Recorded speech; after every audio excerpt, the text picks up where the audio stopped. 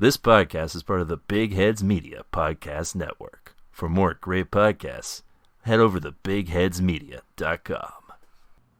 Previously on TV Tuners. The only thing I'm doing for Halloween is going to bed. Burger. Yeah, I work at the gas station now. Things just haven't been the same since the divorce. But I've been trying really hard to scrape things together and get back on the right track. Welcome, TV Tuners, to die. I'm a lot like you. I'm gay. Well, guess what? I'm now the CEO of a Fortune 500 company. And now, TV Tuners continues.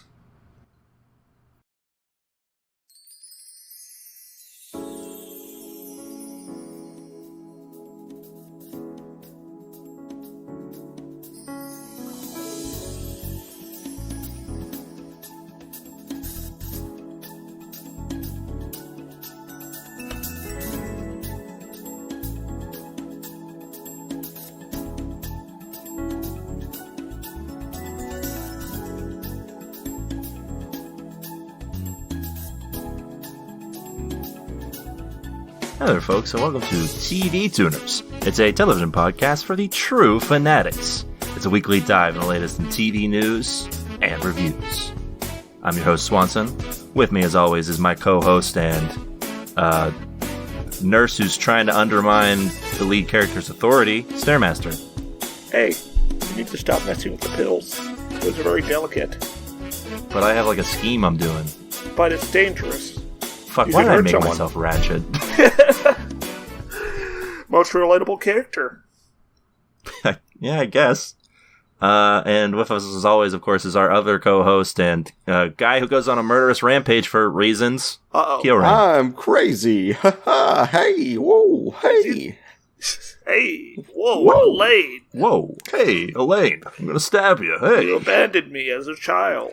Whoa, hey, whoa. Hey. what do you think the acting direction was for that guy? Hey, Jerry, I just killed 5 men. Consecutively. Like, do you think the directions were just like go like chew as much scenery as you could? I'm not sure there was directions in the show. They told them you're crazy and also you have genuine grievances as well on top of that. Okay, yeah, they gave him a two bullet point list. It was 1, you're crazy. 2, you have a list of grievances that you want to air out before you murder the person. Well, his grievances for one person. All those other people had no real reason to be killed. But he's crazy, Stare. He got down with the sickness. It's the 40s, so it was before mental illness was dignified. Oh, is it dignified now? Yeah, we treat it with respect and honor. So yes, welcome to TV Tuners, where we talk about TV thoroughly. Yes. You go through every inch of it. Exquisitely. Yeah. And listen, if you like what you're hearing so far, why not consider subscribing? We're available on all of the podcast apps of your choice. Apple Podcasts, Google Podcasts, Stitcher, Spotify, Amazon Music, and more. DC Universe? That's right, it's a podcasting service now, because it sure ain't doing video. R.I.P.D. to that one. Rest in piss. R.I.P.P. I knew we had you on for a reason, Swanson. Yeah, other than being the host. That is also a good one. So yes, as always, of course, you can go and leave a 5-star review, and of course, subscribe. Tell your friends about us. That's the best way for us to get noticed. If you go up to your friends and you say, I've got a hip new podcast, and it's going to tell you what to watch, they're going to say, what is it? I bet it doesn't start with TV. And you're going to say, wrong, jackass, it's TV Tuners. Suck my dick. And then step 2 is you grab a knife and you just start like killing random guys. And then you go up to your friend and you're like, my mom, she died of an overdose. And I Why went to didn't an you email? orphanage. Why didn't you email the pod? You should have emailed them a list of my grievances. So we don't tell people what to watch. We just tell them whether or not to watch one particular thing every week. Yeah, that's telling people what to watch. We tell them if it's a tune-in or a tune-out. I guess we'll just have to agree to disagree. Are you saying that we should have like a holistic approach to television where we review all the current TV and say which ones to watch and which ones not to watch? Yeah, let's just list them out right now and say tuner out. Okay, Evil on CBS. Out. Yeah, that's a tune out. Last Man Standing, Fox. Out. Tune in. Oh, Keo's a big fan. I don't know what it is. That's the Tim Allen show. Oh, tune out. Were you going solely on the name? Yeah. Finally, a show for the fellas.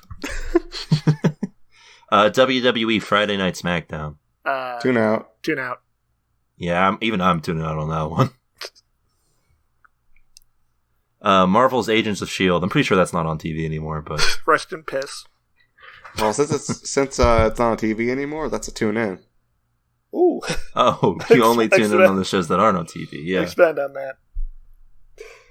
It's like a hidden treasure. Oh. It's like an archaeological dig. Okay. Oh, Yeah. okay, yeah.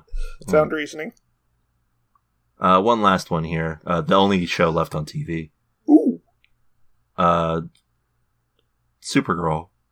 Oh, Well, that's it's a the tune only out. show left on TV, so it's a tune in by default. True. Oh, wait. This isn't on TV technically, but it is streaming. Star Trek Lower Decks. Tune out. Oh, that's a tune in for sure. That one's hilarious. It's a hilarious show that I haven't watched yet and never will. Because the animation has put me off entirely. Oh, you don't like the 2/3 profile?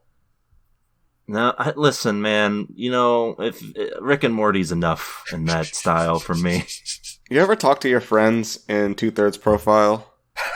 All the time. That's how we record the podcast. Yeah, it's exclusively how we record. Well, that's just a recording process. We're not, actually friends. Oh, We're just, God. After we stop recording, you know how it is. Please do not draw us in the laziest Western animation style you can think of. I don't want to see that. Also, you don't know what we look like, so it would be very difficult. When the pod goes off the air, we draw our knives, and we just sort of take a corner of the area we share. Mm-hmm. Which is very complicated because there's 4 corners, but only 3 of us. Yes. Well, yeah, the 4th corner, of course, is for Elijah. Mm-hmm. Oh, you mean Al? No. Oh, I thought it was like some that's memorial. right. Your friend Elgato Bagina, who is not, of course, Not dearly Al. beloved, rest in piss, L. R.I.P.P. 4th host. I'm getting very, very, very confused right now. Okay, so there's my friend DJ 90s Hentai, who was briefly our 4th host before being exploded, and also Okay. a musician from Post Blank Collective. Post Blank Void Collective, now available on Bandcamp. Uh-huh. And then I got a new friend, Elgato You're plugging Bagina. a dead person? Yes. Okay. That's what they would have wanted. You're right. Okay, yeah, go and ahead. this is Stairmaster's new friend, Elgato Yeah, who love to wear Bagina. sunglasses. And also talk about the things that old L like to talk about. Okay, now, which one of those is named Elijah? Neither. I'm not sure anymore. Who's Elijah? Yeah, Elijah from the the- Bible? That was the joke. It all came full circle. And Did that's it? the prestige. All right. Anyway, we also have a Twitter. It's nothing like that previous bit we just did. It's very straightforward. Yeah, it's straightforward, full of TV content, curated by our intern, plural interns. 9. More than one. We have like 9 at this point. Oh, okay. 9 interns. Yeah, they're just sharing the password with their friends. I don't. Yeah, they're all It's gotta be a unpaid, so it's not a problem. big deal. But we don't have the password. Yeah, they changed it on us, and the Yeah, cell that's a phone problem. number, Yeah, that's no good. and they told the Well- Twitter staff we were hackers. Well, I don't have a problem with it because they are tweeting great TV content that you can go find at TV Tuners on Twitter. Or you can use the hashtag TV Tuners, and we'll give a glance at what you're saying. Speaking of tweets, we found a good one this week. Oh, yeah. You want to get into the Oh. tweet of the week? Probably not, but Too late. Yeah, sure, why not? Alright, so this tweet comes from user Fleur at Close. I had to use my tights. Tights? Tights? Teats? That's I don't sure. recognize this word. Can you explain it to me? Oh, I forgot. Stairmaster is a devout Christian. He doesn't speak language like this. Oh, yeah. Stare, it's called tits. Oh, tits. What are those? Like boobs. Whoa! Knockers. Paddywhackers. Father, forgive me. Anyway, they write, my homophobic moom wants to watch Ratched. Moom? Moom. Mom. My homophobic mom. Mom, I can't show you this. Mom, we can't watch this, Mom. There's queer wankers. So, I mean, there's a picture attached. Yes. Yeah, presumably this picture. Presumably of the mom in question. Yeah, so it's some kind of, like, it's a beast, for sure. I'm just trying to say. I don't know if I had to use my tits will appreciate you calling their mom a beast. Well, on the other hand, she did publicly out her as a homophobe. Well, that's just facts, apparently. Okay, but this picture is of some kind of beast, and it's like a view from a peephole, like the beast is at the door and wants to be let in. Yeah, it's got like a snout. Presumably they'll watch Ratched. It's some kind of pig-like beast, but it's not any animal I've ever seen. Oh, this is like a fish eyes security camera look. Yeah, So it's always going to distort stuff. It's got a very pointy head as a result of this distortion. No. This creature is not any earthly being that I've been able to identify. Well, it does appear to be grinning. Yeah, it's not normal, and it's a problem. I'm scared, and this makes me relate to this poster a lot, because apparently that's the kind of emotion that their mum evokes. Well, yeah, that's... Listen, I'm not getting good vibes from this, but I am getting grave vibes from this tweet. This picture? No, go. This tweet? I'm all in. That's a tune in on this tweet of the week. Yeah, congratulations, Fleur. Condolences on your tits. Well, I don't know. I guess if you had to use them. It sounds rough. Yeah. Best wishes. Of course, if that's not... If you like all that stuff, but you want like a more personal connection with us, you can email us. We have an email. And if you do it, we'll read it aloud on the pod. What? Yeah, Yes? you can send us your quips, comments, questions, foresights, or otherwise to tvtunerspodcast@gmail.com. What's that tweet, Kyorain? Or what's the email, Kyorain? Jesus Christ, Watson. Tweet? Well, yeah, what's the tweet and then what's the email? Well, the tweet was, my homophobic mom wants to watch Ratched, and there's some kind of beast attached. And the email was tv@gmail.net. That's right. Mm-hmm. And with all that out of the way, let's go ahead and move on to the rabble, huh? Yeah. Yeah, see, every week here on the pod, we like to take a second before we get into some of the other segments. You see, we saved the show for last, and we want to sort of give you a little taste of not what we think, but what the world around us thinks of this program before you see the official TV Tuners opinion. The legitimate opinion. That's right. So we got IMDb reviews here, culled from the Internet Movie Database itself, and I have some critic reviews from Rotten Tomatoes. Mm-hmm. Okay. Who wants to go first here? Yeah, I think I'm ready. Go ahead, Stare. Go ahead, Yeah, Stare. Kia's review sounds way more interesting than mine, so I'll go first. Okay. Based on me shouting "what" in response to it as I read it. Like, it was a very earnest what. Yeah. Yeah, Keo usually has a flat affect, but he was very emotive in that moment. Anyway, so this review comes from Bronte Browning. 3 out of 10, trashy, schlocky eye candy. To avoid disappointment, just put Ratched on mute and watch the amazing costumes, set design, and colorization fly by. It's visually stunning in every scene, so put on some music, have an adult beverage, and just take in the pretty pictures. 106 out of 179 found this helpful. Oh, dang. Wow, so that's the official way to watch this show, is to not listen to it at all. Yeah, not listen to it and grab yourself a beveragino. An adult beverage. So like sex juice or something. That's right. Okay. Pop open a can of that sex juice. I just recommend watching something else instead, if you're going to get drunk. Yeah. So, yeah. What's your suggestion? Gundam? Yes, that's better for an altered state of consciousness, that's for sure. All right. I'll go. We'll let Keo save his for last here, since again he did give an audible what to it. So I'll do my critics reviews here.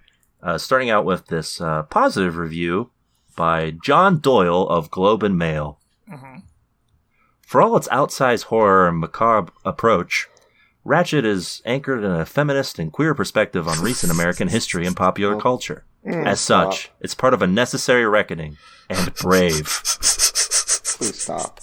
Please. Please stop with the pop feminism. Stare, this show's brave. Keo is brave. It's a brave show. Okay, what's the brave part, though? It has women. It has women and they're gay. But that was in the first episode we saw. That's right. It's in none of the first episode. But it's there, and that means it's okay. Listen, I understand that, like, we really enjoy, like, we're looking for programs that have this kind of, perspective, but that means they also have to be good.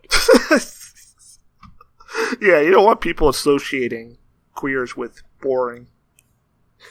Yeah, or maybe we don't want to associate feminism and, like, the queer's perspective with a character who is a villain.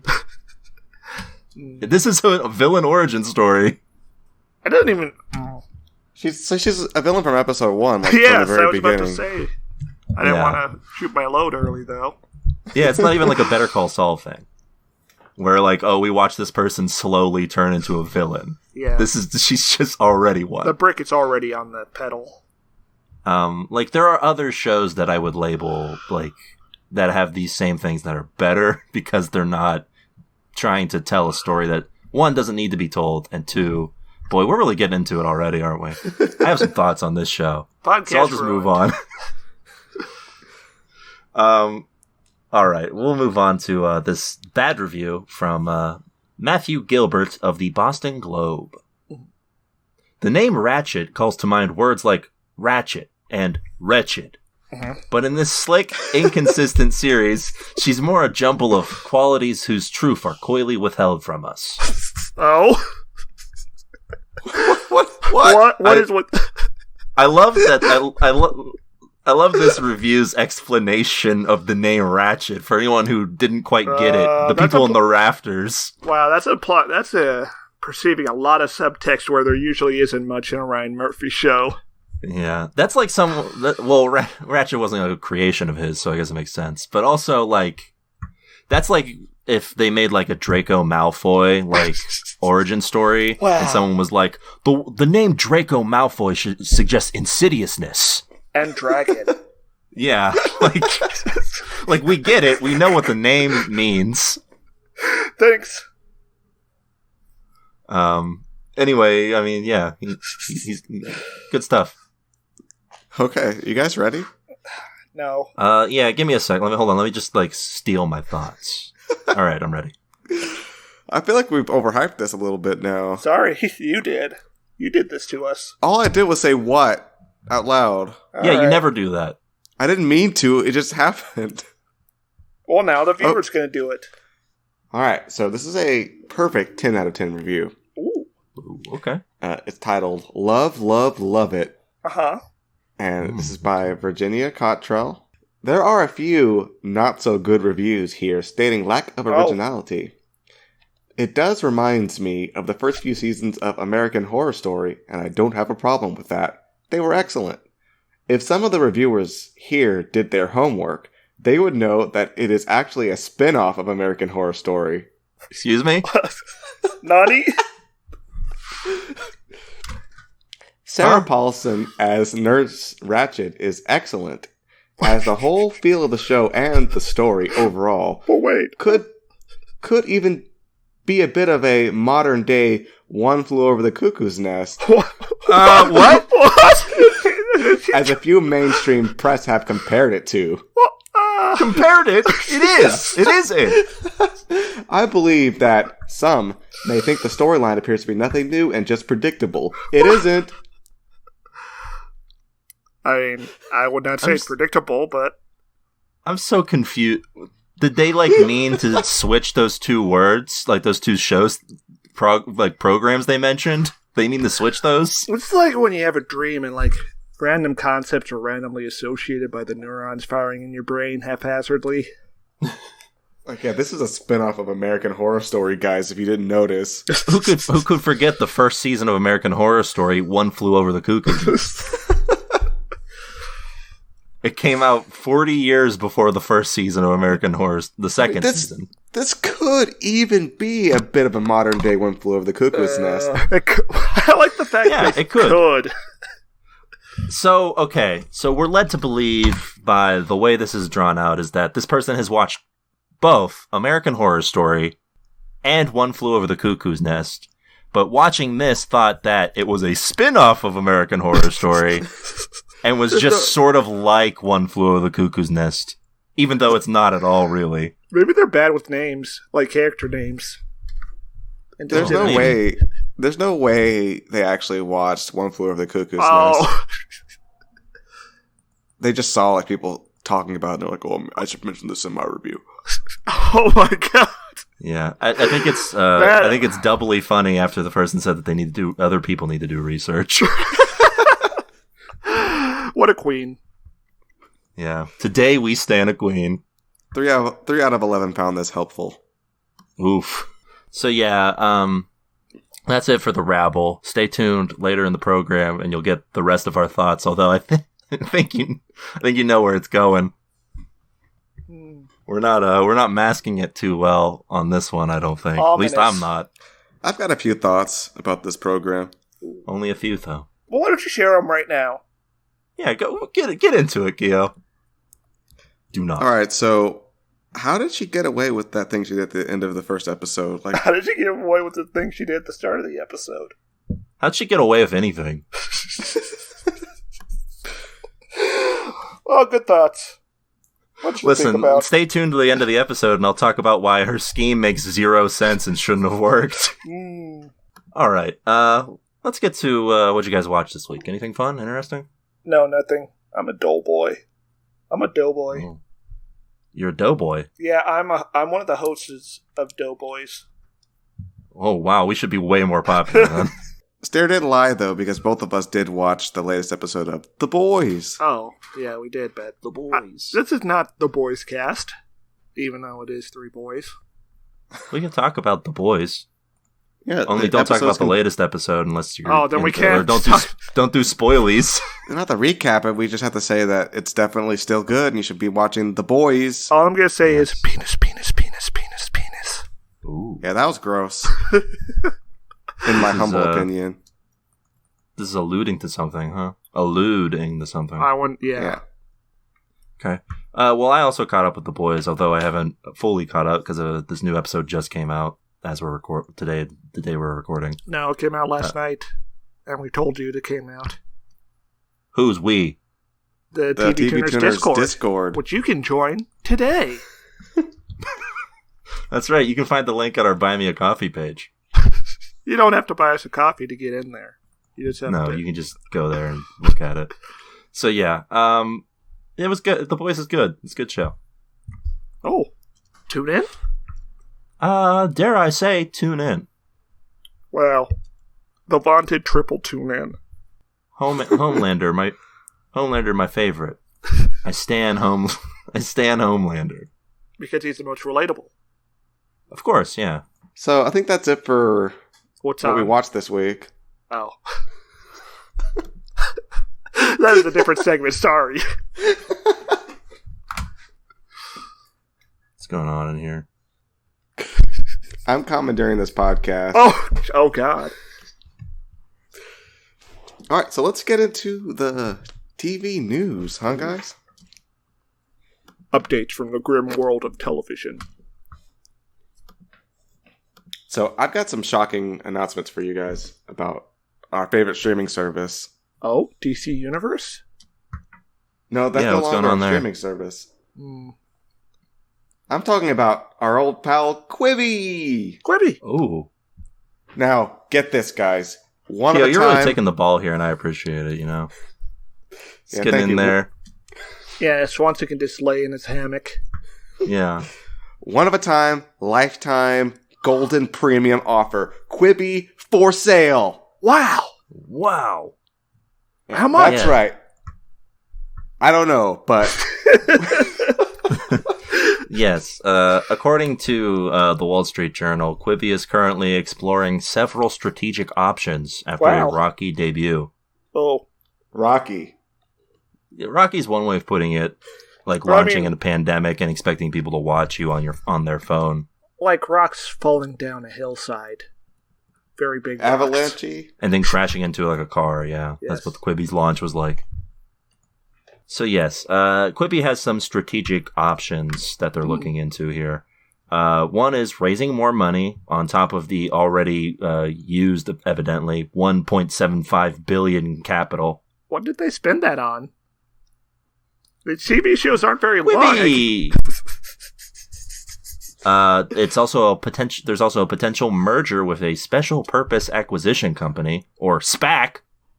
Oh no. So what you mean is give yourself over to some venture capital group to be liquidated? Yeah, or some sort of like blank check company so that the streamer can get like more money for their deals. For sale. One of those companies, that just exist to give other people money. They exist. They're usually funded by someone who has way too much fucking money. Just come on down, bring your millions, and just buy Quibi. Mm-hmm. Yeah. Listen, we could raise enough right now, because the third option is they're just going to sell the thing outright. To whom? To the highest bidder. Oh, I think we might be able to get in on that by default. Yeah. Since we're the only people talking about Quibi, I'm pretty sure. I don't know if we're the only ones, but hopefully we're the most popular. So yeah, let's put a bid down. Let's start nice and easy with $1,000. I was thinking 20. Yeah, you're going a little high on me, Giorin. Yeah, I don't have $20,000. I do have $1,000. No, I meant 20. Oh, $20. Yes. $20? Yeah, and even that's up from my bid of 5 cents. Okay, I'm just saying, $20, the guy who owns Quibi is using as a napkin as we speak. That's true. Jeffrey Katzenberg is wiping his butt with $20 currently. No, that's a napkin. $1,000 is Yeah, no, he's wiping his ass with the corporate charter. So, since its launch in April, Quibi has suffered from dwindling subscription numbers, disappointed advertisers, and also a apparent lawsuit from an interactive video company. I'm thinking like King's Quest or whatever, that arcade game. It's from a company called Eco, which is apparently... That's right. Eco the Dolphin is suing Quibi. Eco's that energy source from Jak and Daxter.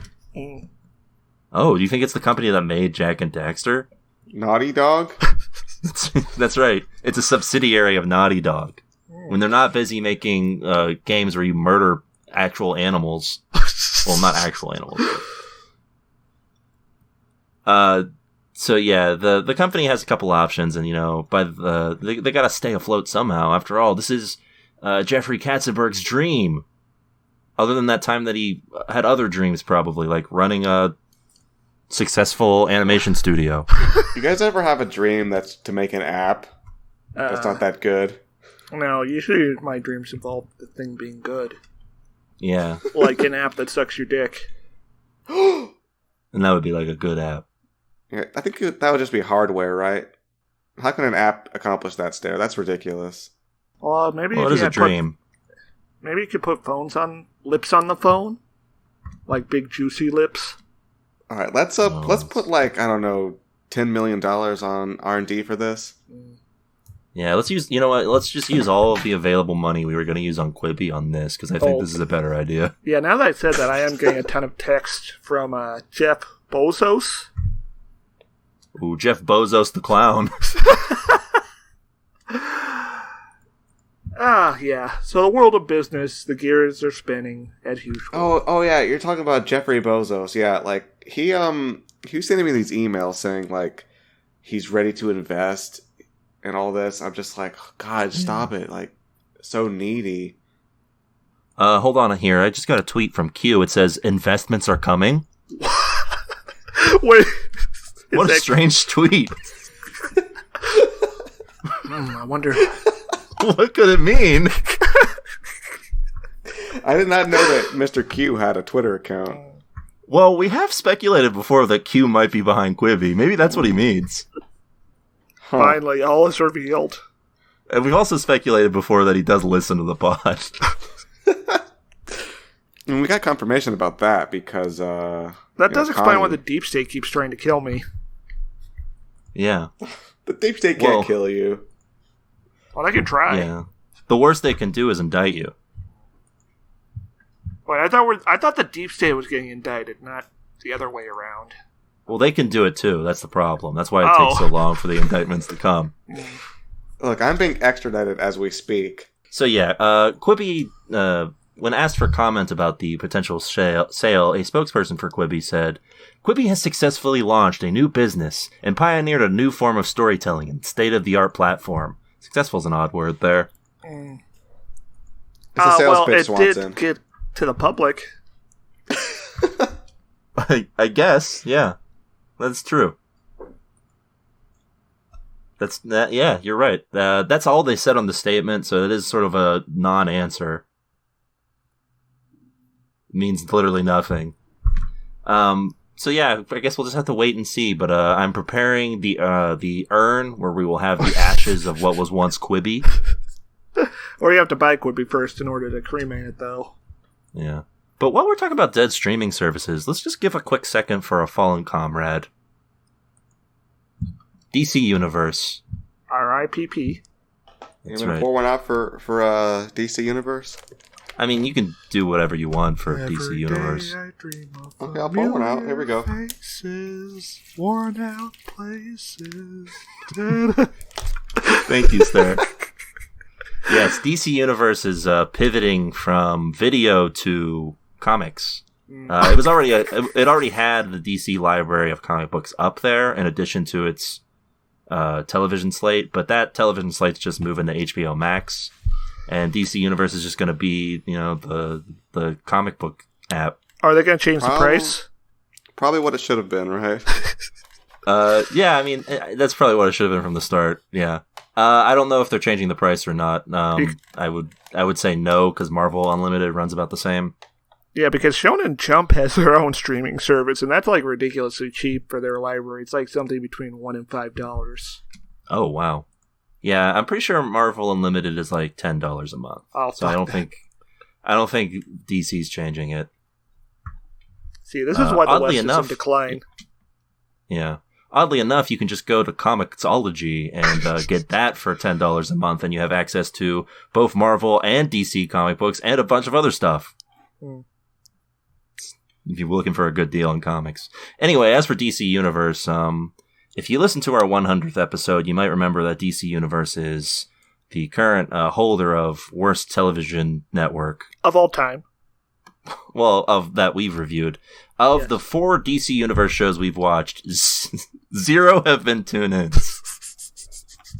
That is a rate of about 0%. That's right. Almost. And just 0%. So everyone's clear, I'm pretty sure we've reviewed like 2 Marvel shows on the pod, and we didn't like those either. But there's no Marvel Universe, unfortunately. Yeah. Oh, we just have to like wait for Disney Plus to start releasing Marvel shows. Oh, God. So, yeah, rest in piss, DC Universe. Mm-hmm. Until we meet again, old friend. Goodbye. When you're on HBO Max. And that's the news. No. Oh. We got one more thing. And here's the news. No way. The Emmys happened, Stairmaster. We gotta talk about them. We gotta talk about the Emmys. Everyone's favorite award show that no one watches. How many? I can't wait to see how many my favorite program, Better Call Saul, got. 0. Yeah, as we talked about before during the nominations, it did only get nominated for like 2 things, and 0 of them. Oh. The big story of the night was the show Schitt's Creek, a comedy series that I have yet to watch any of, but I've heard it was good. That is the first TV show to sweep the comedy categories in the Emmys. Wow. It won Outstanding Comedy, Best Supporting Actor, Best Supporting Actress, Best, so on and so forth. So good on them, I guess. It was their last season, so it's one way to go out. That must be a real fucking laugh riot. I guess it would have to be. I've heard it's good. Never watched. Look, I'm going to be a little perturbed that it beat out The Good Place and What We Do in the Shadows. Yes, I'm a little perturbed about that. But good on them. Are you cranky? Maybe. Speaking of things that beat out shows we like over it, HBO's Succession, which I also hear is good, but also won a ton of drama awards. Ooh. The biggest thing in terms of what we watched that won was Watchmen. Watchmen won Outstanding Limited Series, as well as Regina King winning for her lead role in that series. So, good stuff. Yeah, Watchmen was sure a thing, wasn't it? That's right. Yeah, and I'll be quiet for this part where you guys make fun of it. I didn't watch anything past the first episode. I just heard about it and it sounds stupid as all hell. Yeah. Well, get this, Stare. Superheroes are stupid. Yeah. I agree. Okay. Saturday Night Live won again for Outstanding Variety Sketch Series, because why not? What's this competition? Drunk History and another show that I heard was good, A Black Lady Sketch Show. That's the name it should have of it. been Drunk History or A Black Lady Sketch Show. I would say I would place my bets that either of those were better, yes. I'll tell you what, neither of those shows probably had Donald Trump on them in their history. The review board really liked the sketch, What If Donald Trump Was Gay? Yeah, that was a classic. Among other things, John Oliver won again for Best Late Night Talk Show. Rick and Morty won Outstanding Animated Program for the Vat of Acid episode. I assume that's the episode where they just fall in a vat of acid and die. Sort of. So, why? I'll be eternally pissed that it beat out BoJack Horseman's penultimate episode, The View from Halfway Down. And if you've watched that, then you're probably pissed off about it too. And that's pretty much it. There was some people won stuff in writing, and some people won stuff in directing, but none of it was that important. Some people lost. Yeah, a lot of people lost, actually. More than who won, some would say. How can we be a TV podcast if we've not watched like any of the shows that have been nominated for the Emmys? Well, get this, Kiyorain. The Emmys, the people who like vote in the Emmys, they barely watch any TV. Oh, they're just going off of stuff they heard. Oh no. Yeah. Do you want me to run down some of the list of shows that were nominated? Yeah. Give you like an idea. All right, so just going through the people who won that I didn't talk about. Zendaya, who is mostly a movie star but did a TV show here, won for Euphoria. That's fine. That was a pretty good. That I haven't heard about this show, but it's on HBO. It's pretty popular. Apple TV Plus show The Morning Show won for Billy Crudup, whoever that is. He won Best Supporting Actor.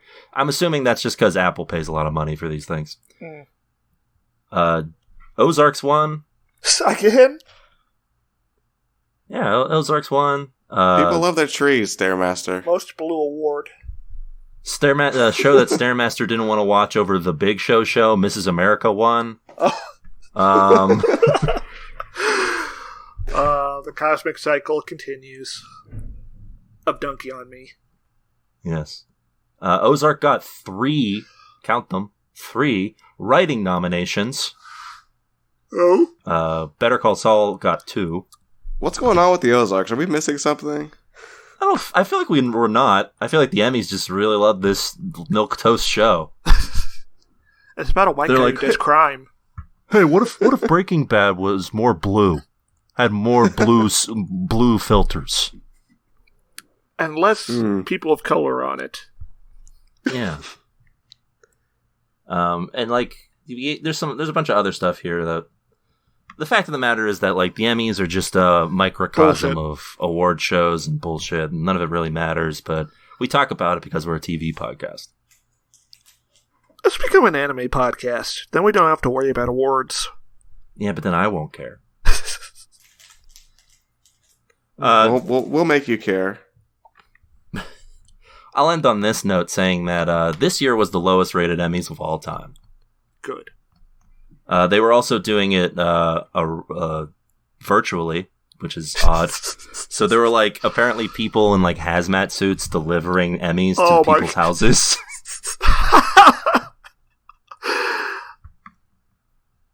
So yeah, no wonder it wasn't very well viewed.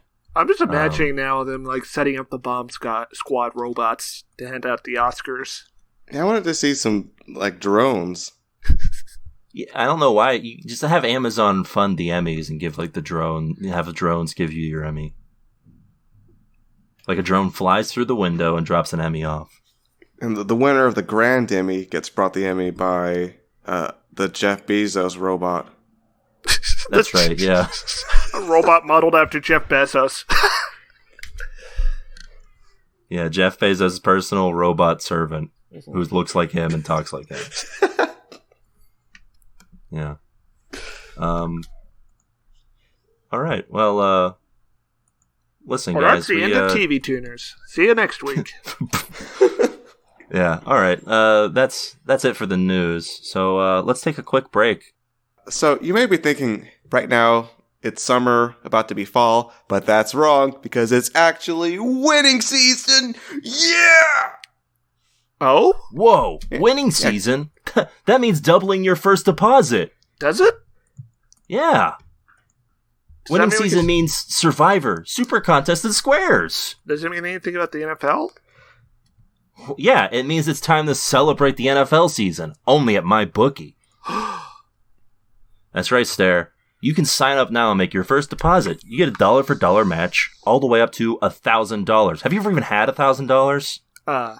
3 times in my life. Well, now you can grab yourself a free entry into the famed MyBookie Super Contest and win big. What did you do with $1,000, Stairmaster? Did you buy Quibi with it? Nerd.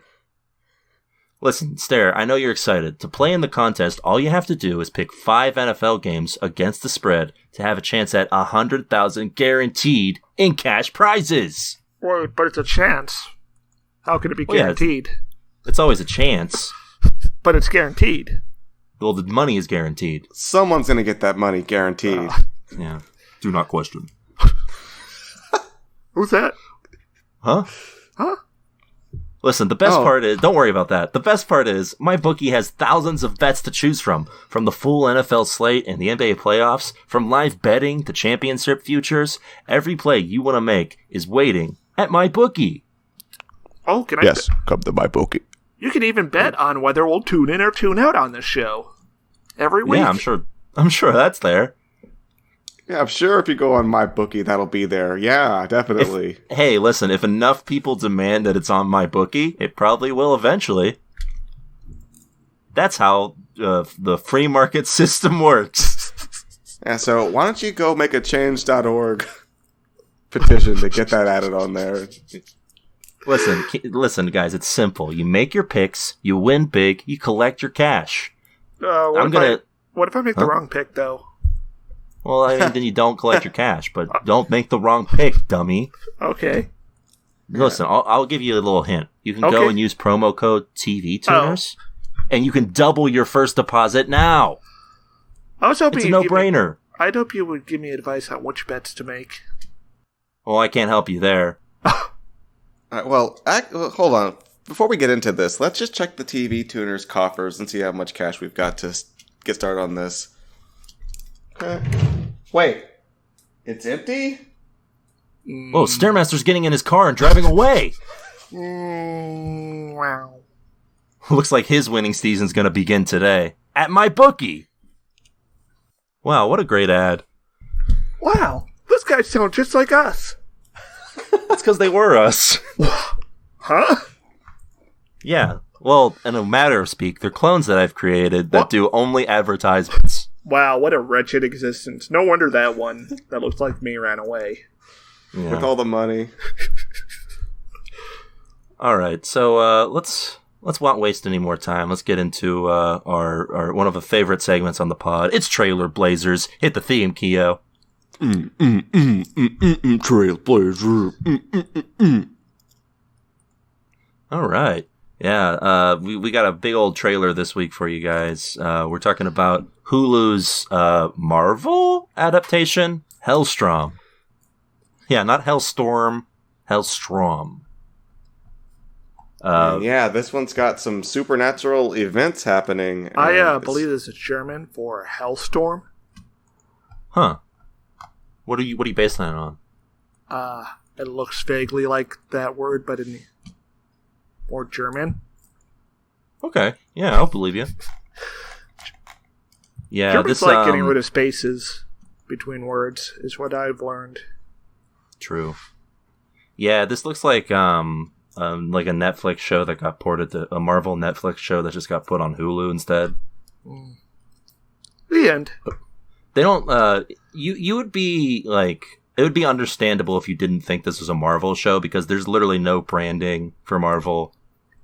Nobody says anything that even makes it sound like it's in the same universe as all these other shows. They're not very proud of it, I don't think. Yeah, they're sort of just letting this one sit here. So yeah, they're like detective siblings or whatever. One's like a generic white guy and one's a generic white woman. And they're like siblings and like their mom is possessed by like a demon or something. Wow, you hate to see it. Do we want to talk about that mother scene where she goes all hereditary on him? No. No, it's uncomfortable. Yeah, it makes me feel bad, bro. I don't know. I just like the line, the key line of this trailer is "I'm mother now," which I think is good. I feel like if I were Mike Pence and I listened to that, I'd be erect. What would you guys do if at the end of this it said like directed by Michael Pence? Directed by and written and directed by Michael Pence. And that's his idea of a suit. That would be his idea of a pseudonym. It's just to put Michael. Yeah, would you guys be concerned or relieved? Concerned. Both. Okay, I guess just concerned then. Yeah.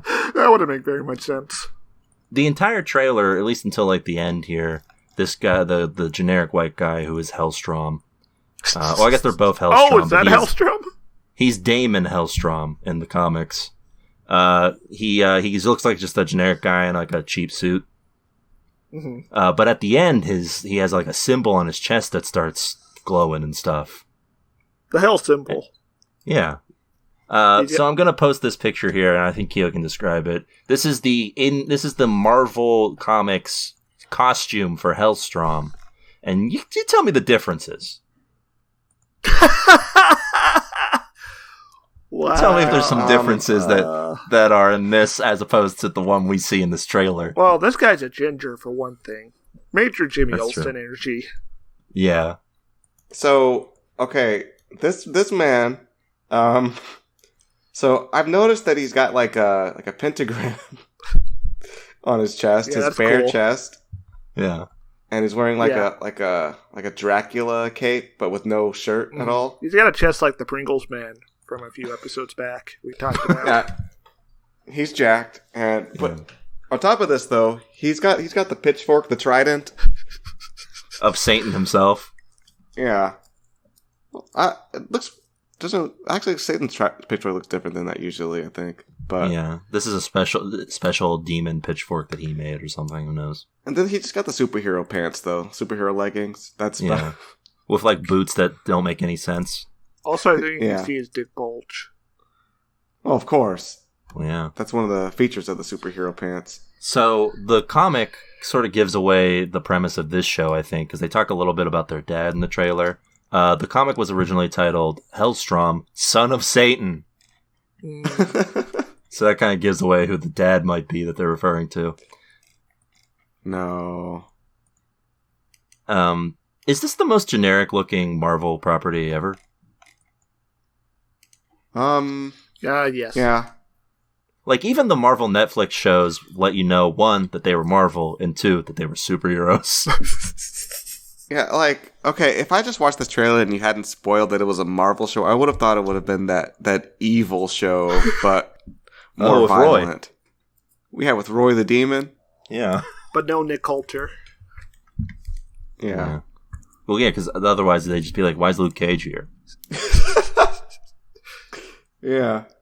That would have been very confusing if he got onto another Marvel show, but he's not Luke Cage. Yeah. Very disconcerting, if true. Yeah, I'm going to tune out on this trailer. No good. Bad. Yeah, it might be alright. I don't know. Trailers are invariably going to be bad, I think. But also the shows are going to be bad as well. I just don't see anything redeemable about this show. Maybe it'll offer something, but like, I've already been burned by Marvel Netflix shows, so I'm not going to focus on a Marvel Hulu show. Ooh. Maybe a Marvel Crackle show. Yeah. Yeah, is that still a thing, Crackle? I think that might be in the DC Universe bin. Oh, dear. So yeah, rest in piss, Helstrom. Wow. Well, not yet, because presumably you're still to debut, but, you know, eventually you will. Do you think there's a circle of hell where it's just a lake of piss that you guys swim in? That would suck. That's the number one. That's the one that Satan's trapped in. He's trapped in an ice cube of piss. Yeah.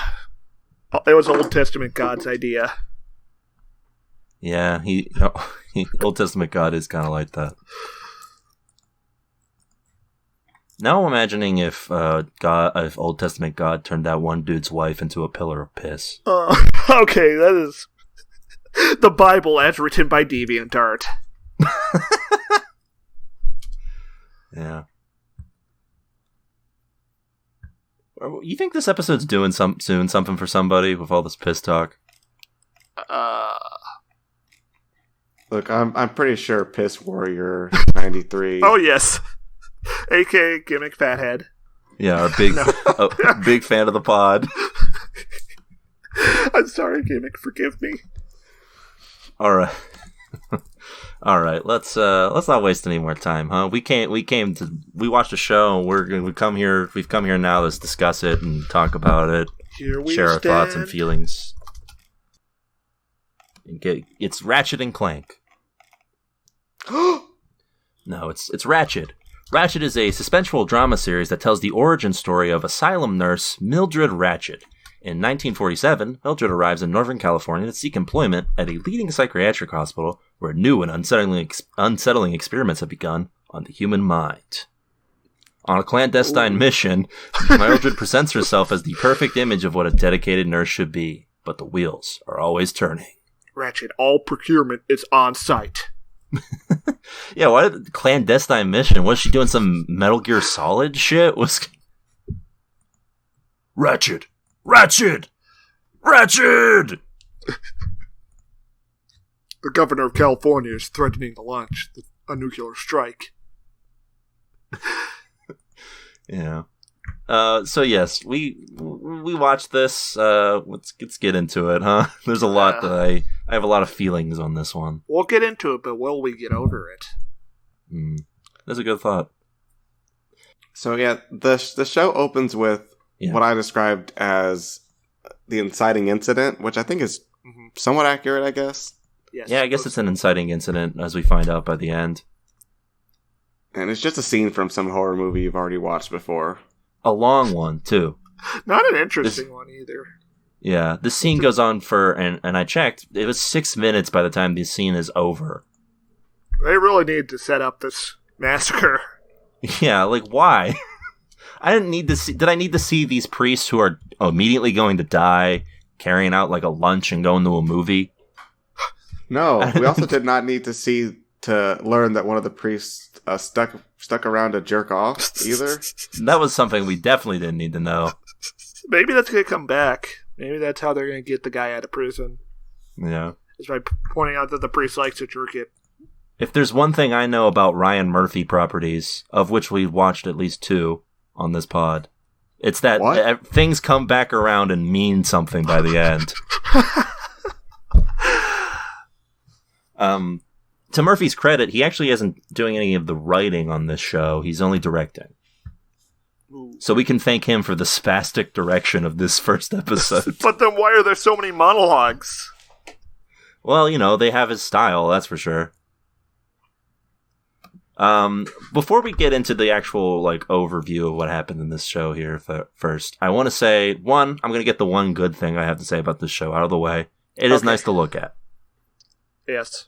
For a Netflix program, it looks very nice. The costuming is very good. Yes, the director of photography was on point. Yes. Now the actual director, we'll see. But there's just a lot of shots of people staring at each other in this show. It's very strange. There's also very quick cutaways to things that don't seem super important. Well, you see, Swanson, back in the 40s, there were way less opportunities for entertainment. So people would just stare at each other to stay amused. Yeah, that makes sense. Now we just stare at our phones. Something to think about. It do be like that. But this is actually a factual statement, guys. That's how it was back in the 40s. I was there. What? Yeah, we were all there. We're immortal beings, meant only to talk about television and nothing else. And by immortal, I mean we showed up when television showed up. Yes, from the TV we crawled, and from the TV we shall return. That's right. That's how it goes. That's the quote.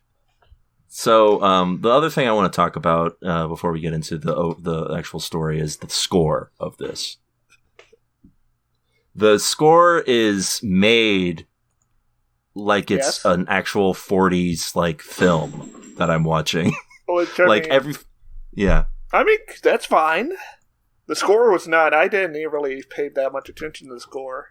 Am I the only one who thought that the score was a little much at certain points? It was distracting. It's a little bit over the top. When they show the guy before he murders people, when he's just standing out there in the rain without an umbrella, they do a boom, boom, boom. And I thought it was so over the top. And then when he answers the door, they do it again. There's a reason why we don't do that anymore, I think. Yeah. Maybe do it once.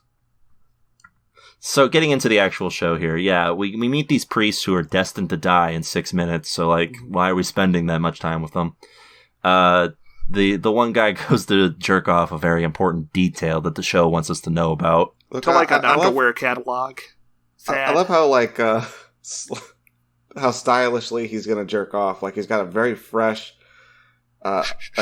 container of petroleum jelly. Yeah. But also, he's just hunched over the bed. And he's also talking to the pornography. Doing a very convincing pantomime of jerking off as well. Yeah. Yes. No, I don't think that was a pantomime, Keo. Oh, you think that the actor was actually masturbating in the scene? Yes, I think the director made him do that. They were, that was the only way to get hard keys there back in the day, was to look at underwear models and then talk about the pictures. Talk to the pictures. Just be like, oh yeah, honey. Hey, baby. Hey, I'm coming down with something if you catch my drift. Hey. How do you like your eggs? Fried or fertilized? He hears a knock at the door, and instead of just ignoring it and finishing, he stops and goes down and answers the door. This is why all of his friends died, because he couldn't commit to blaspheming. If he just finished jerking off, this would have never happened. Yeah, the guy who was hell-bent on revenge would have just left. Or just broken in. Yeah. So we get this guy, he's murdering all these priests, and the last guy that he kills, he reveals. It's so so many people on this show just explain things to another person via monologue. Explain my family drama to you before killing you. It's the same thing in Hollywood. They did this in Hollywood too, another Ryan Murphy joint.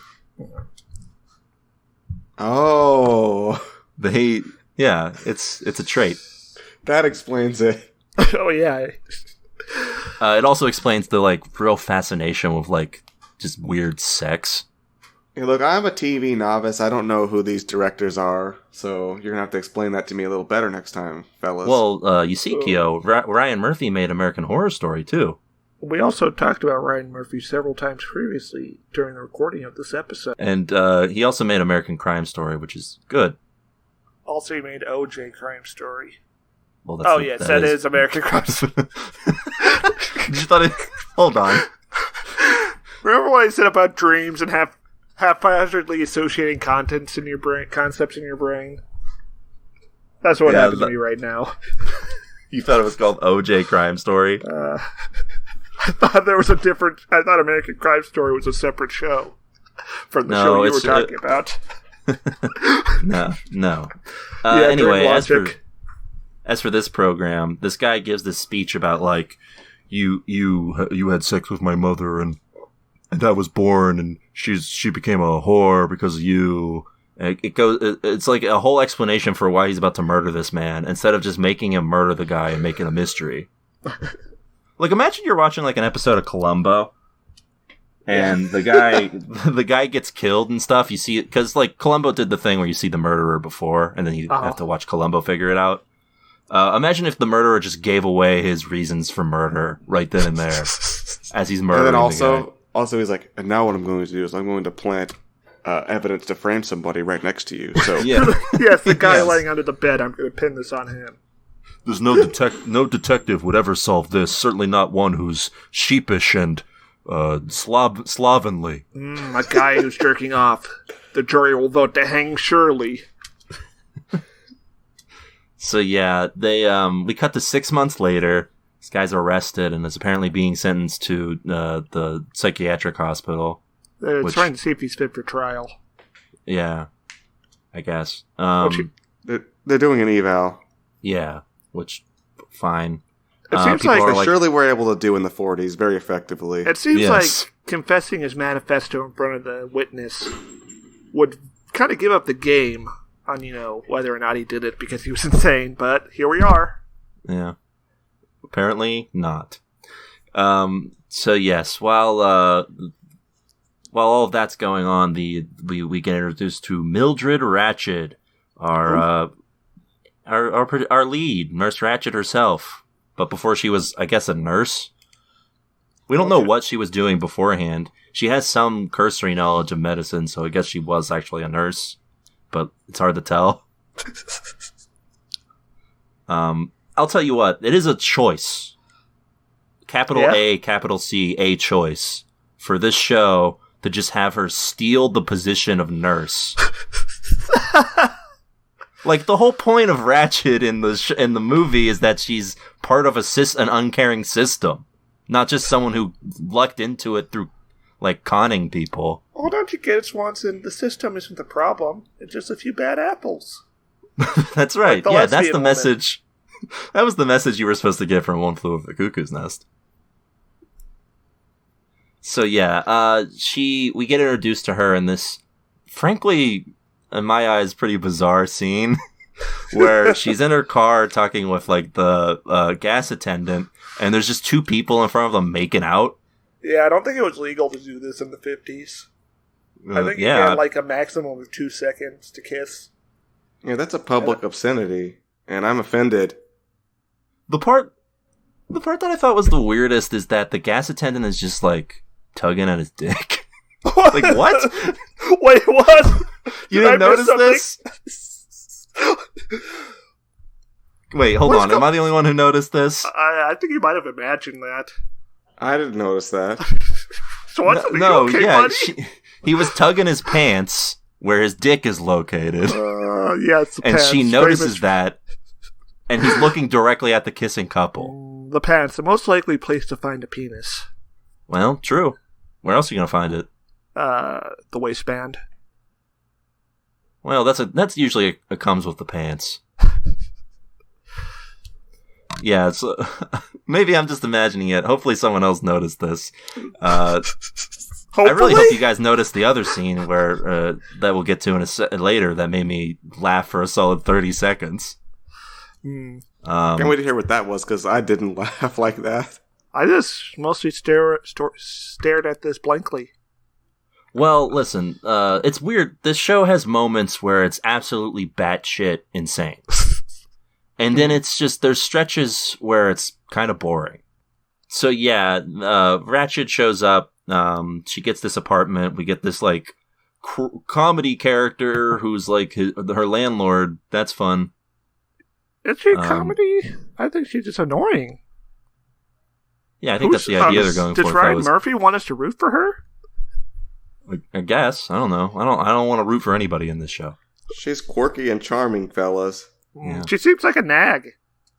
We also get some guy who doesn't show up again, I don't think, because this is a different dude than the bald guy she tries to seduce. Wait, I thought it was just the bald guy wearing a hat. Was he just wearing a hat? I guess so. Who knows? I can't tell. That makes more sense. Apart. Yeah, I've said that many times on the pod.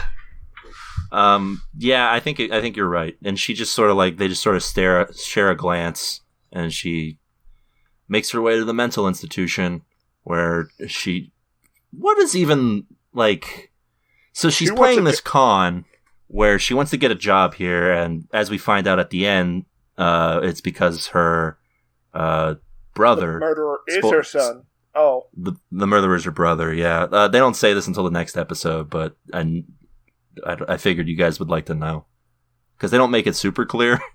Yeah, I thought he was her son. Oh, she's like 20-something. Oh, that would be problematic. I thought the guy's backstory was that maybe he was born fully grown, and that's why he was rejected by his priestly father. He thought it was the Antichrist.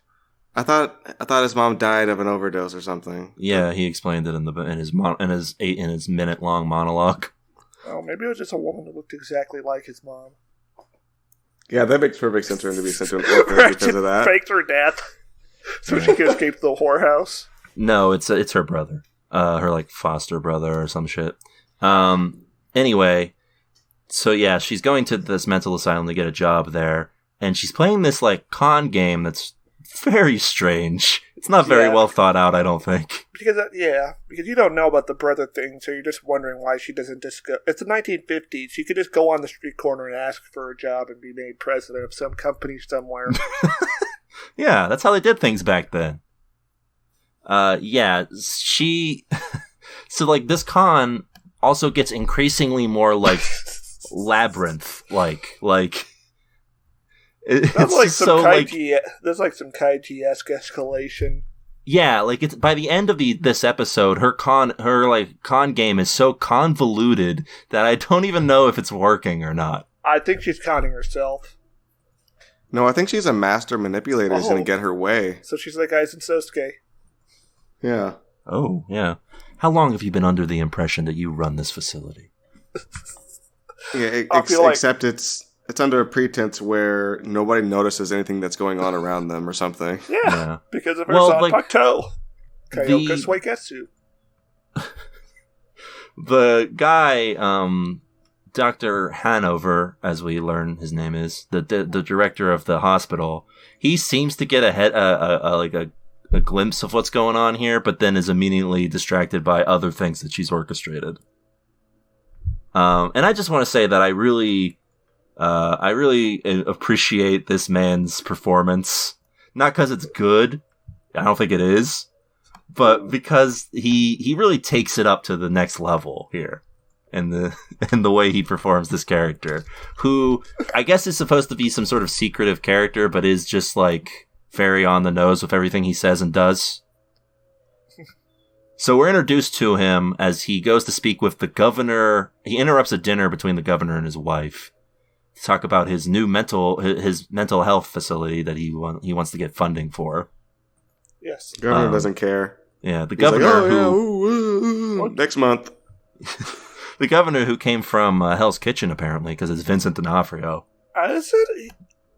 It is. I don't believe you. Well, why don't you look it up? No. All right, well, then I guess you have no choice but to believe me. No. Yeah, it's Vincent D'Onofrio, Kingpin himself. And he says, "I'm sorry, but I have other arrangements to make." It is time for my spaghetti meatball dinner. I'm eating my dinner. Please, I am with my wife. We will discuss politics later. Over at Hell's Kitchen. Sir, that's 2,000 miles away. We have planes. He's in Northern California instead, and he's just hanging out, being the governor and whatnot. So we get to this scene here. I'm getting the sense you guys might not have noticed it, and I'm gonna be sad because I thought it was the funniest. Another man tugging a stick. No. So Nurse Ratched spends most of the day waiting for Godet. Oh yeah, I guess this happens first technically. Nurse Ratched spends most of the day waiting because the head guy isn't there. So she's just trying to play it like she's supposed to be here.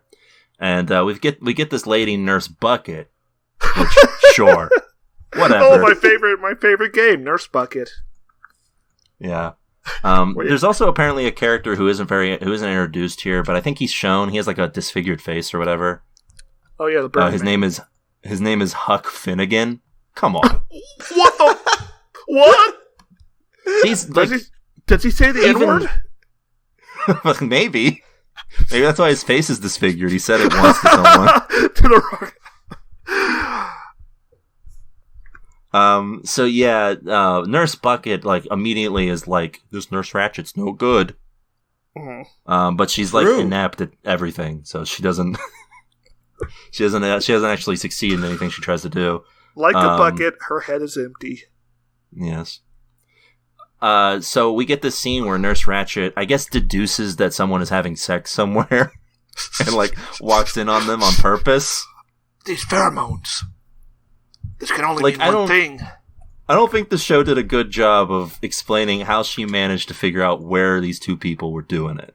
Well, I think the nurse was having sex with the black orderly, right? That looked like a man with a similar stature. Maybe? I'm not sure. It was a very white fellow. Yeah, I'm not sure. I just know she walks in lighting. on her. Oh yeah, because you can't tell what ethnicity they are because everything's tinted in green during this scene. Yeah, she goes into like some sort of like green fugue state. Like, well, I don't know what that's supposed to mean. Her new type of abilities have awakened and she can feel people fucking near her. Yeah, and she uses this to like coerce the nurse into not saying anything about her. No, what? She uses it to coerce her into quitting her job so she can take the opening. Oh, that's right, yeah. Which is whatever, sure. Well, we call this the perfect plan, Swanson. Yeah, I don't get this. So, okay, let's lay it all out here. Her plan, as happens in this episode, is go to the health facility and act like you have an interview. Wait until the person shows up to tell you that there's some sort of mistake. Like, gaslight them to the point that they think that they did have an interview, and they just believe you because you're real, like, charming. I guess charming. Also, while you know that they don't have any openings, so find someone who's having sex and coerce them to quit their job. And that's not even getting into the second phase of her plan, which is even more batshit. So all of that happens. Nurse Bucket goes to inform Dr. Hanover that there's some person there for an interview. And I really hope you guys watch this because I laughed for a solid 30 seconds. Oh, yeah. He just picks up a plant and goes, ah! And just throws it on the ground. Real Tommy was so energy. Like, what? What was he mad? Why? Because he doesn't have control over his life. He was mad because the governor didn't talk to him. It's just so, like... It happens out of nowhere. He does it because Nurse Bucket shows up and says, like, someone's here for an interview, and he's just like, ah! And then... It's just, I don't get it, but the guy commits to it so much that it was funny. So he goes out. He has this thing with Nurse Ratchet, where Nurse Ratchet like charms him, I guess, by talking about the brain. And he's like, the brain, that's my biggest turn on. That is the primary sexual organ. And like, it's so weird. Like, he's writing her off when they're doing this interview, but then she's like, I have some questions about the human brain. He's like, did you say brain? Look, that's how they are in the psychiatric industry. They're just like, brain? Ooh, can't wait to get slicing and dicing on some brains. It's true. Yeah, that's true. Yeah. Remember when we watched that Freud show? That's what he was all about. Yeah. Like, anytime someone said brain, he was like, brain? Ooh. So, he's like, brain is why cocaine feel good.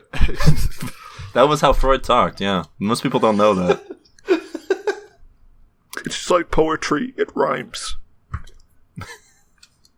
So, we get this bit here where the governor's wife meets Dr. Hanover at his house, and she's like, I guess, like a schemer. She's scheming to like all women, reelect her husband. And she's like, you know what would really get my husband reelected is if we funded mental health in the 40s. That would push the ticket. Well, I mean, getting trans hits off the street would probably be very popular with the California I think that was the electorate. Idea. Yeah. So he's like, oh, well, thank you. I can't wait to see the governor. So Ratchet gets her way into the facility. Mm-hmm. Another thing that's strange about this show is that all of this seems to happen within 2 days. Like, it's a lot to happen in the span of, I don't know, 2 to 3 days tops. Yeah, it's very rapid, and her plan just works perfectly despite it being completely nonsensical. Well, her plan relies so much on other people doing things specifically that it shouldn't work at all. Specifically and immediately. Yes. Like the vacancy apparently is... Like, a nurse quits, and then the vacancy is immediately there. Well, she just shows up. Yeah. I'm like, I'm helping. Yeah. And they're like, oh, okay. Instead of telling her to leave. Which, also, sure. There's this scene here. Would your manager do that, Swanson? From your last job? If that happened, if you was shorthanded? Like you died if I just showed up? No, if you died and I showed up to do your job for you. Yeah, I'm sure he would just been like, yeah, that's cool. Glad someone's covering. For that lazy bone Swanson who died. That's the laziest thing you can do is die. Also, isn't it like very big legal problems if she does something wrong and someone dies? Yes, huge. Even in the 40s. Especially because she's not employed by them or vetted in any way. Yeah. They didn't even check to see if she has a nursing degree. I don't think they had nursing degrees back then. Nursing school was definitely still a thing back then. Well, you still don't need a nursing degree per se. That's only in some states of the Union. True. Yeah, my mom didn't. My mom was a nurse for decades and didn't get a nursing degree until like 2004. Dang. When she went back into the workforce in 2004. Wow. Much to think about. So yeah, this is one of 2 scenes that we get here where Ratched explains part of her origin to some guy. Yes, he's like, hey baby, want some fuck? And yeah, like, and... Why don't we talk about our feelings instead? What was she doing in this scene? Was there a purpose for this? Oh, she's talking to the audience. No, I know what the, writer reason for this happening was, but why did she have this guy come into her room, and then they were like, maybe we'll have sex, and then she made him leave after she explained her origin. Off after doing that. No, they would have showed it. Come on.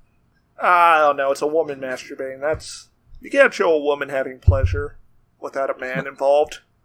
That'd be too fucked up. It's true. Society would collapse. And they were just trying to show us her mental state by telling us her mental state. And also telling us her motivation and backstory. She goes this is egregious to the point of absurdity in terms of how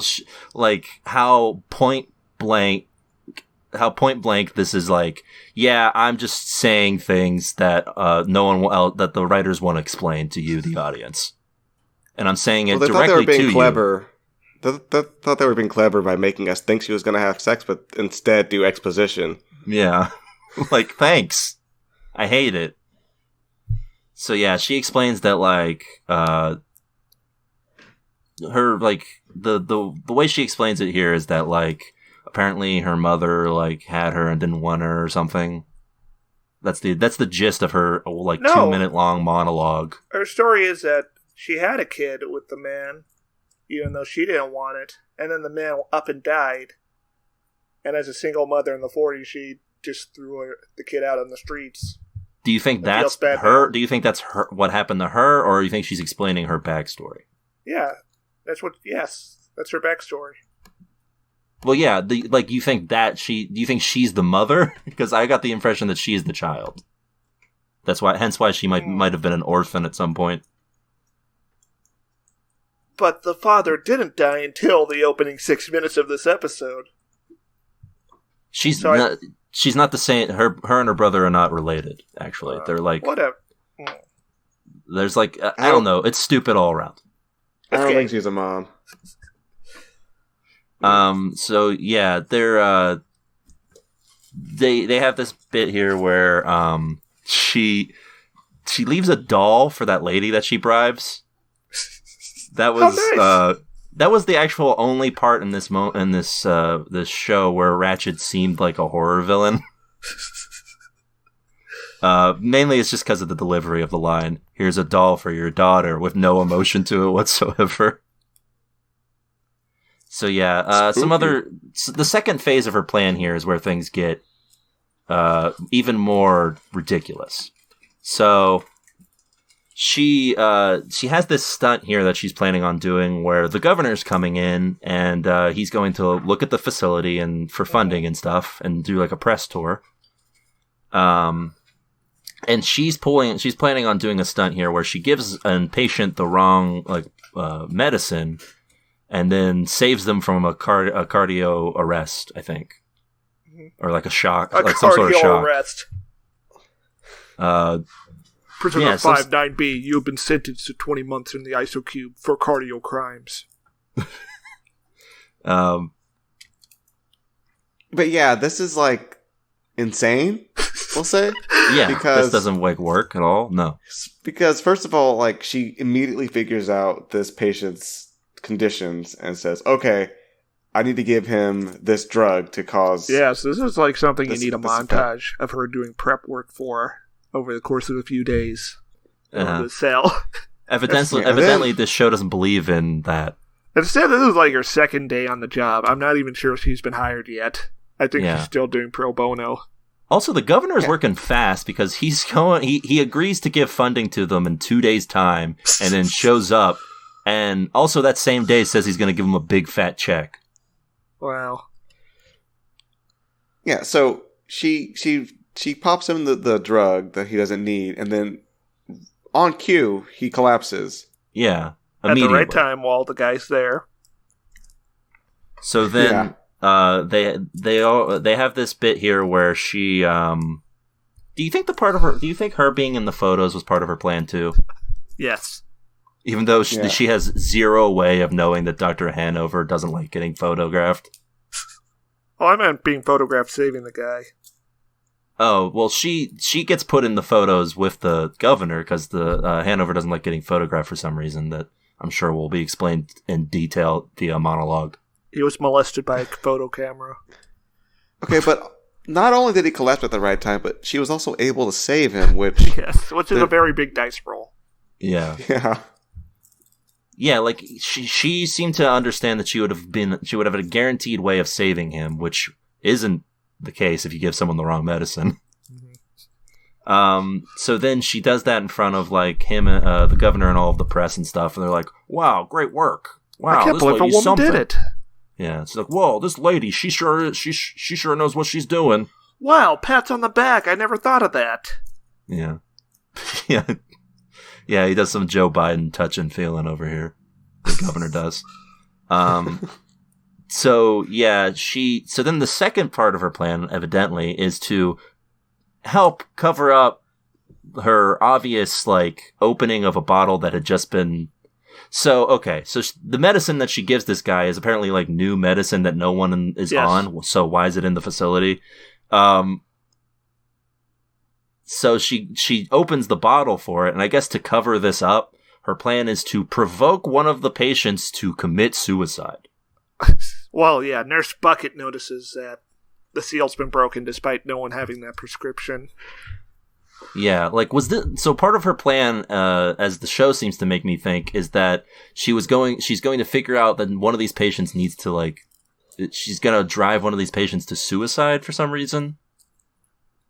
Yeah, and her plan was to sit in front of him, like, and have a heart-to-heart in front of other people, and then leave with him to have him go kill himself.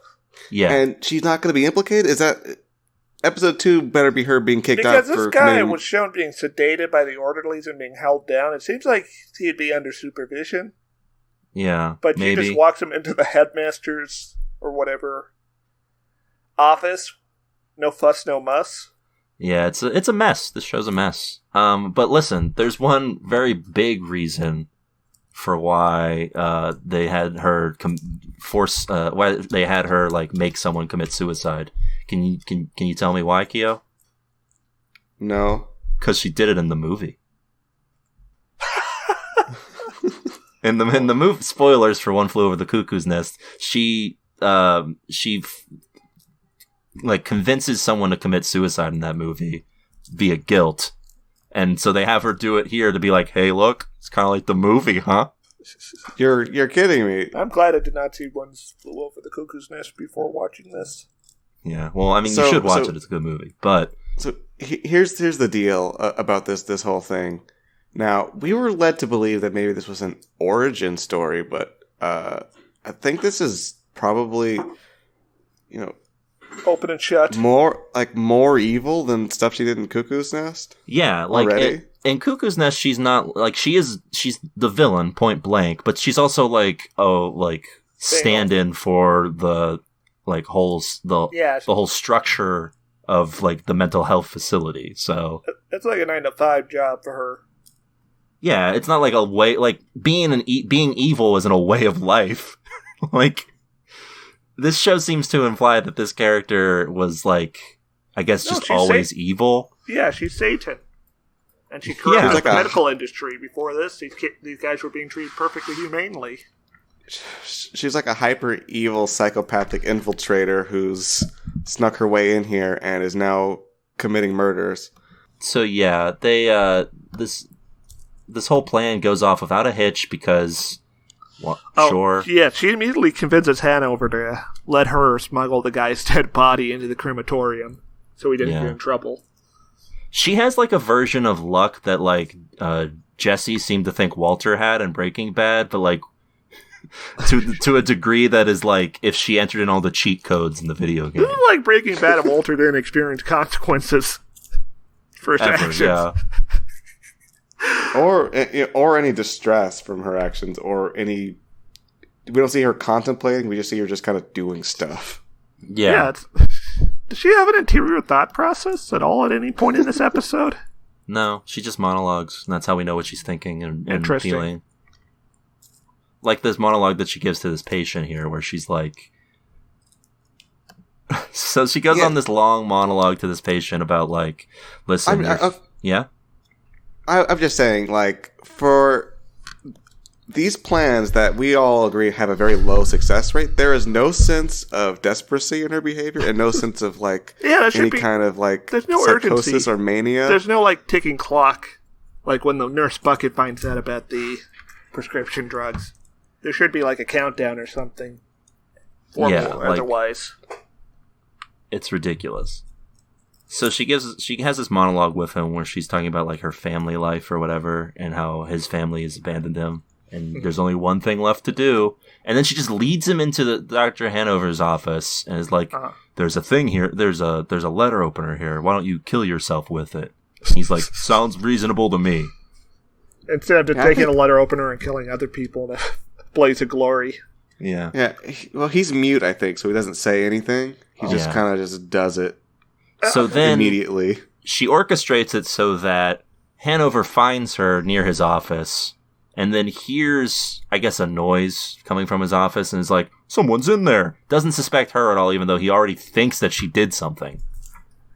And then they go in there and they find this guy and he's like, oh, how'd he get in here? You're the only one over here, but I don't think you did it. And then she helps him cover it up, and I guess that means that they trust each other now. Or something. Either that or she's gonna blackmail him. Blackmail seems the most likely option, I guess. Yeah, that would have made more sense if she dropped the blackmail bomb right there at the outset. Yeah. Like, wouldn't it have been colder and more villainous for her to be like, oh, you're not running a very tight ship. You're just letting people waltz in here and kill themselves. Like, have her give a monologue like that. Have her be like Geen. Yes, exactly. Just have her be Geen. Have her troll it up and be like, oh, wow, you shouldn't have done that. Yeah, but instead, they pose her as this master manipulator with this plan that had less than 1% chance of succeeding. I would like to learn how she became a master manipulator. I think that would be an interesting origin story. Yeah. No, she just already is one from episode 1. Yeah, this is it's less an origin story and more just a story. Is she in any actual danger, do you think? Considering how good she is at scheming. No. Well, quote unquote good. Yeah. I didn't get the impression at all on this that she was in danger of anything. What? So the big twist at the end good here, at scheming. Yeah, quote unquote good. The big twist here at the end is that this guy who we saw kill the people at the beginning is here and they know each other. And I think they're trying to make you think that they're like lovers or something. But they're siblings. It's just like Star Wars. Yeah. It's just like Mobile Suit Gundam. Okay, imagine this. So, into the episode, she goes back to her room and she kneels down and says, "Thank you for the good fortunes, Dark Lord." and the camera pans up and there's an Iron Maiden poster. And an upside down cross altar. Yeah. And it's revealed that she created both of those things. You mean she crucified Peter, or was it Paul? Oh man, I would love to see that flashback. Yeah, she's just like been doing her Lord's work. So yeah, that's pretty much it for this wild and crazy show. A Ratched show, if you ask me. Yeah. Yeah, it's more like a Borigin story, if you ask me. Ooh. Final thoughts on this? Yeah, it really fell apart at the seams. Yeah. It's held together not with glue, not with duct tape, but with like spittle.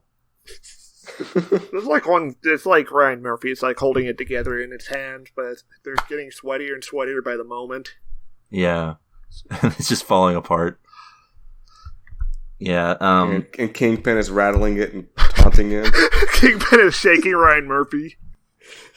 I am the governor of North California. I will invade and occupy Southern California and the state of Jefferson. This man belongs in Alcatraz. Is it possible a kingpin, an organized criminal lord, running all of New York? This week on Unsolved Mysteries.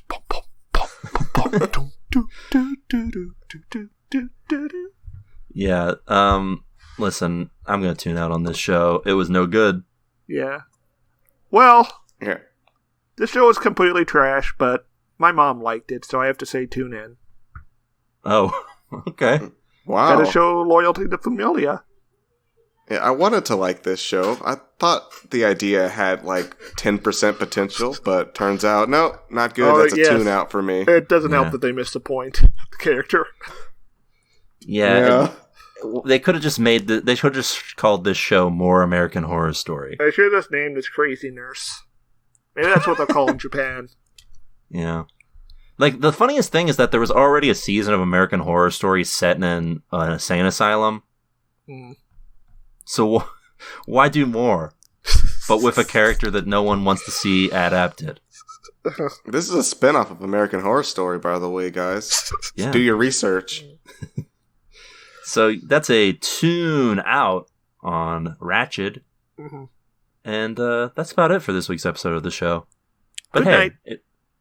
Hey, if you like what you're hearing and you want to give some cash our way, support us in any way you can, why not consider going to our Buy Me a Coffee page, buymeacoffee.com/TV Tuners.